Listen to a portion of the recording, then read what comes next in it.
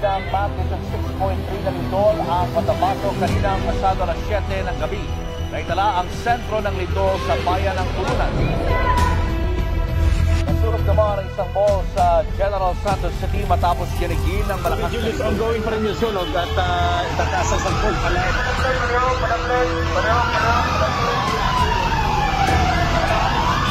Initial po is sa warehouse nang galing dito sa may old building. Ng management ng mall, nakalabas naman lahat ng tao bago pa lumaki ang apoy.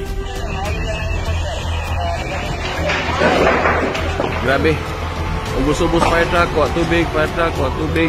Pero kaya gyapon namo. Mo na gyud ang sunog karon. Mo na ang sunog. Nami diya sa taas sa ganina, sa rooftop. May nagbuto. Please i-pray ninyo mga bumbero, tanan ug mga first responders. Salamat. Standby. Sir Don, namin na-locate dire.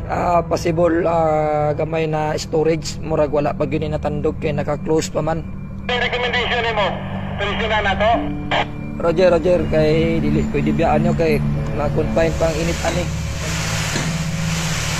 Okay, no sol. Shut off. Mahirapan ang pagkapula sa sunog sa Gaisano Mall sa General Santos City matapos tumama ang magnitude 6.3 na lindol kagabi. Tapos maideklarang fire out ang sunog kaninang alauna ng hapon. Muling sumiklab ang apoy sa mall ngayong gabi. Karen at Julius, may sunog pa rin sa loob ng Gaisano Mall matapos ito muling sumiklab alas 6:30 nitong gabi. Ikuli sa unit, init na kayo. Ay, tubig! Ipasupply! Dat, taga na supply dat! Kay buhok tanta, wala na tani!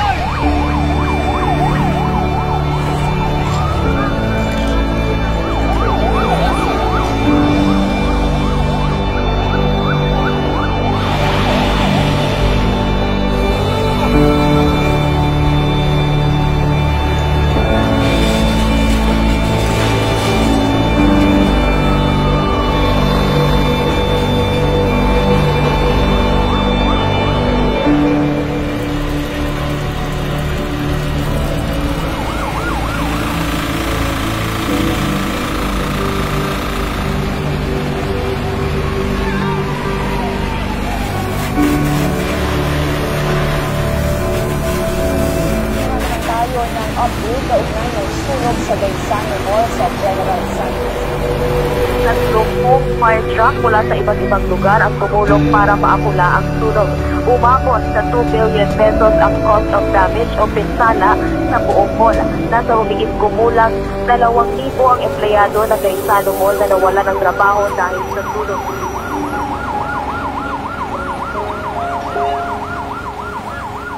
Thank